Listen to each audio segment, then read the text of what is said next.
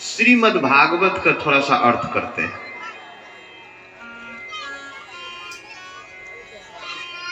क्या करते हैं? श्रीमद् भागवत। श्री का मतलब लक्ष्मी, कृति, यश, कमल, वृद्धि, सिद्धि, ऐश्वर्य, अधिकार, सरस्वती, प्रभा, शोभा, कांति, चमक। और श्री का भागवत कथाकार राधा जी भी अर्थ करते हैं। इतने सारे, बहुत सारे अर्थ हैं श्री के। हम लोग भी जानते हैं कि किसी व्यक्ति के नाम में पहले श्री लगाते हैं। क्या लगाते हैं? हम अपने पिताजी का नाम हो या गुरुजी का नाम हो या चाचा का नाम हो या अपने से श्रेष्ठ जनों के नाम में सीधा सीधा लेने का विधान नहीं है, नहीं लेना चाहिए। माननीय, आदरणीय, पूजनीय, सम्माननीय लगाना चाहिए। जिसको आप सम्मान करते हैं तो उनके नाम भी सम्मान से लेना चाहिए ना, सीधा सीधा नाम नहीं लेना चाहिए। जिसको भी आप मानते हैं, आप नहीं मानते हैं तो अलग बात है, लेकिन जिनको भी आप आदर करना चाहते हैं या करने वाले हैं वो, उनका नाम सीधा सीधा नहीं लेना चाहिए। श्री राम कथा आप लोग सुने हैं, सुनते हैं कि श्री राम सिंह कथा सुनते हैं। राम जी राजा थे, क्षत्रिय थे। जरा इस बात पर विचार करिएगा।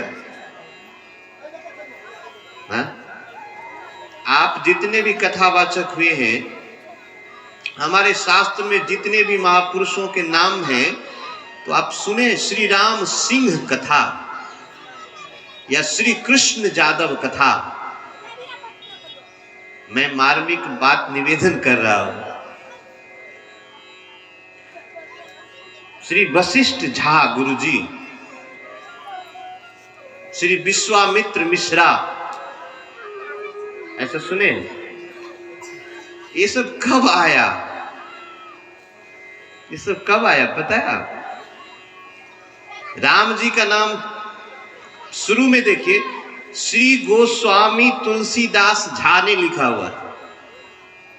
आप गौर करिएगा, प्रारंभ में जितना आदर सूचक शब्द लगाना हो, ये लगाने का विधान है। ठीक है? अब बहुत ज्यादा से ज्यादा लगाएंगे तो आगे में जी लगा सकते हैं। श्री कृष्ण जी, राम जी, राधा जी।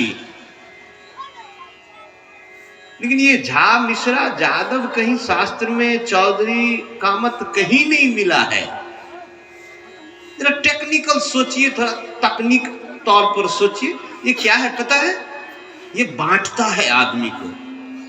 जो ही कामत, चौधरी, जादव, ये सब क्या है? आपको बांट देगा, आपको अपनापन का अनुभव नहीं होने देगा। जैसे आप जादव लिखते हैं, सामने में जादव है तो अच्छा लगेगा, ये अपना है। अब फिर दूसरा मंडल कोई हो जाए, फिर साफी हो जाए तो फिर दूरी बना देता है।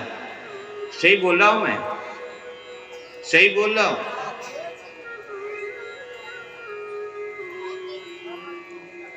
तो शास्त्र में 18 पुराण हैं, 4 वेद, 6 शास्त्र हैं। उसमें किसी का भी जो नाम लिखा होगा, महापुरुष का नाम लिखा होगा, तो उसका आगे में कुछ नहीं होगा, कोई टाइटल नहीं है। हाँ, सही बोल रहा हूं मैं? इसलिए शास्त्र में टाइटल नहीं लगाया गया है कि शास्त्र का काम बांटना नहीं है, जोड़ता है, एक बनाता है। तो जो लोग ये टाइटल का कारोबार करते हैं, बांटने का काम करते हैं, वो गलत करते हैं। अब किसी के नाम में राम लगा हुआ है, किसी के नाम में चौपाल लगा हो तो जो ही चौपाल कहेगा कि बस मन में कुछ न कुछ होने लगेगा, जो ही बोल दिया वो चौपाल साफी बोला तो दिक्कत। तो श्री का अर्थ इतने अर्थ है। तो श्री का मतलब वो सम्मान करना। क्या हुआ? तो भागवत जी के सबसे पहले में नाम है श्री। और श्री का अर्थ राधा जी भी है और लक्ष्मी भी है। मैं कितना अर्थ करूं? केवल श्री का अर्थ करूं तो उसमें भी अच्छा खासा समय ले सकते हैं हम। यात्रा इतनी लंबी यात्रा है, क्या कहा जाए। तो मैं एक दो अर्थ कर देता हूं श्री का, एक दो अर्थ। तो जितने भी हमारे पुराण लिखे गए हैं सब में श्री लगा हुआ है, हाँ या ना। और कथा प्रारंभ होगी तो श्री गणेशाय,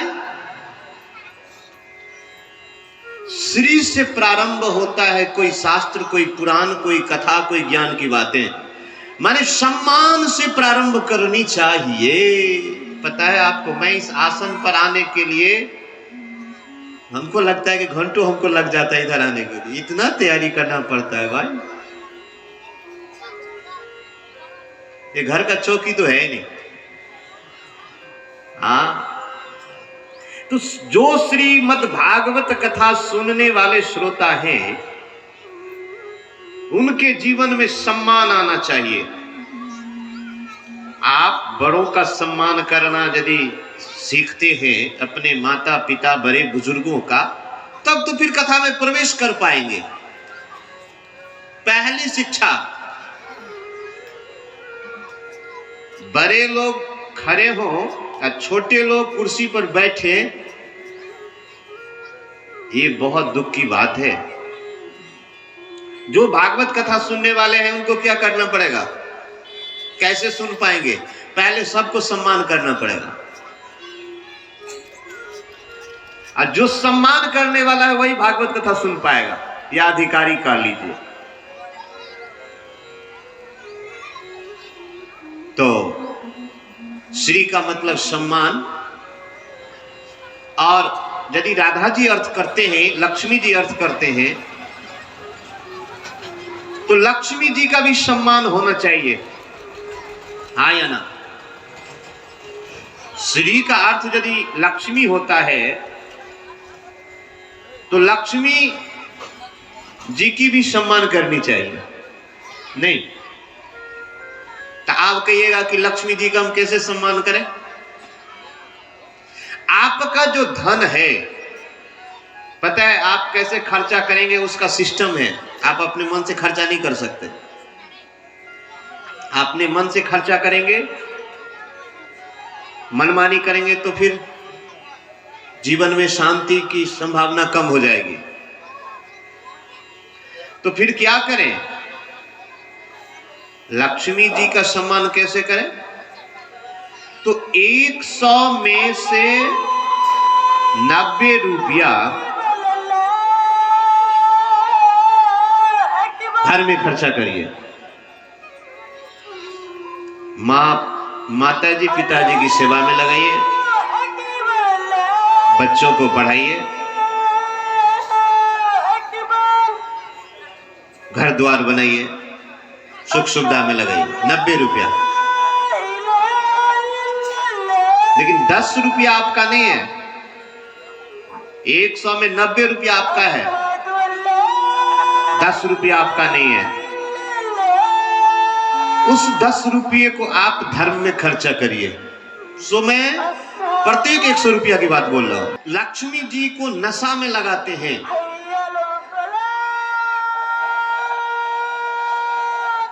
लक्ष्मी जी को नशा में लगाते हैं तो क्या ये लक्ष्मी जी प्रसन्न होंगी?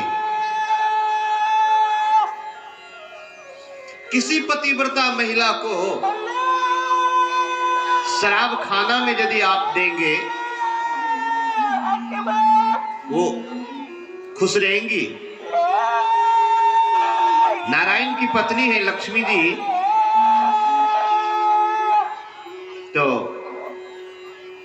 श्रीमद् भागवत कथा सुनने वाले जो लोग हैं, जो सज्जन हैं, जो विद्वान हैं, उनको लक्ष्मी जी का सम्मान करना चाहिए। मतलब नशा में नहीं जाना चाहिए पैसा। अब मद का मतलब क्या होता है? मद का मतलब आनंद भी होता है, मद का मतलब नशा भी होता है, मद का मतलब अहंकार भी होता है। तो आपको श्री का यदि मद लग गया, देखिए ऐसे अर्थ करते हैं, श्री का यदि मद लग गया, लक्ष्मी जी का मद, तो धन का अहंकार। ऐसे इधर अब ध्यान दीजिए, श्रीमद का अर्थ क्या होगा? यदि श्री का मद जिनको लग गया तो उन्नति भी कर सकते हैं, अवनति भी होगी उनकी। कैसे? श्री का मतलब यदि लेते हैं, लक्ष्मी जी लेते हैं, अब मद का मतलब अहंकार लेते हैं, तो धन का अहंकार जिसको भी हुआ है उनके साथ अच्छा नहीं हुआ है। ऐसे भी हम लोगों के पास है कितना रुपया? 1 लाख, 2 लाख, 10 करोड़, 20 करोड़, 2-4 अरब खरब, इतना ही ना रुपया होगा। और सबसे बड़ी बात है रुपया के साथ में क्या, आप जरा अभी श्री का मद, श्री मद जिसको लग गया तो दिक्कत है। तो अच्छा, आपको मद क्यों लग गया? ये बीमारी क्यों लग गई? 2000 का नोट गिर जाएगा सड़क पर तो रुपया रोएगा, उनके आंखों से आंसू निकलेगी। कौन रोएगा? तो कौन बड़ा हुआ? रुपया बड़ा हुआ कि रुपया रखने वाले बड़े हुए? आपके पास में रुपया आता है तब आप बाबू होते हैं। इसका मतलब बाबू किसके कारण हुए? आप तो कुछ नहीं हुए ना, आप तो प्लेन है ना। लेकिन बिना रुपये के जो बाबू होते हैं वो वास्तविक बाबू होते हैं। महात्मा गांधी की जिस घर में वो गए थे, तो महात्मा गांधी इस घर में गए थे तो उस घर की बढ़ गई इज्जत। आप अपना छवि ऐसा बनाइए कि जिस गाड़ी पर हम चरण रखें तो गाड़ी की महत्ता बढ़ जाए कि अमुक फलना आदमी इस गाड़ी पर चढ़े थे। और जब गाड़ी पर चढ़ने से मैं बड़ा होता हूं तो मैं नहीं बड़ा हूं, गाड़ी बड़ी है ना। तो श्री का मद लग गया है जिनको, वो बीमारी है साहब। 5 रुपया कभी रोएगा नहीं, नोट कभी रोता नहीं है। हम लोग इतने कमजोर हैं, अब फिर भी हम दिखाना चाहते कि मैं इतना। एक बात देखिएगा, जिनके पास पैसा आता है तो उनका रहन सहन वचन बदल जाता है। तो मैं ऐसे उदाहरण दे सकता हूं श्रीमद के अर्थ में। जब बगीचा में आम का फल लगता है तो उसमें बहुत सारे लोग रहते हैं। अभी के समय में आम के बगीचा में कोई एक आदमी नहीं मिलेगा। जब पैसा हमारे पॉकेट में आ जाए ना तो झुक जाना चाहिए। जो झुकता है वो टूटता नहीं है, और जो अकड़ के खड़ा रहता है वो टूट जाता है। तो श्री का मद हम लोगों को नहीं लगना चाहिए, ये बीमारी है। मैं पैसा वाला, मैं ऐश्वर्य लीजिएगा, मैं संपत्ति वाला, मैं विद्वान, मैं बलवान, मैं धनवान, ये श्रीमद है। तो श्रीमद नहीं लगना चाहिए। अब इसको थोड़ा सा दूसरा अर्थ करते हैं। श्री का यदि शोभा से लेते हैं, कांति से लेते हैं, चमक से लेते हैं, यदि शोभा का, सुंदरता का अहंकार लग जाए तो ये तो फिर आगे लेके जाएगा। नशा लगनी चाहिए। राधा जी की नशा लग गई। यदि मद का मतलब नशा लेते हैं और श्री का मतलब राधा जी लेते हैं, और राधा जी की नशा लग गई तो हमारा आपका क्या हो जाएगा?